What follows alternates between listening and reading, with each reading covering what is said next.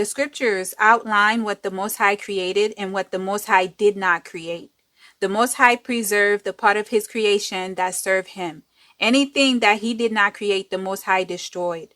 The Most High sent the flood to destroy the seed of the fallen as well as any hybrid creation of any sorts.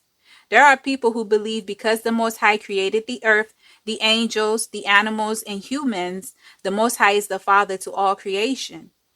If the offspring of the angels with the daughters of men was of the Most High, he would not destroy them in every generation.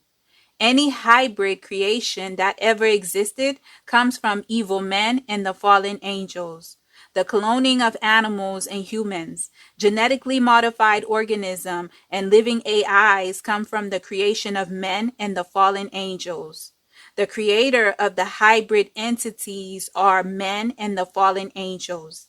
The scripture said the angels taught mankind these things, not the Most High.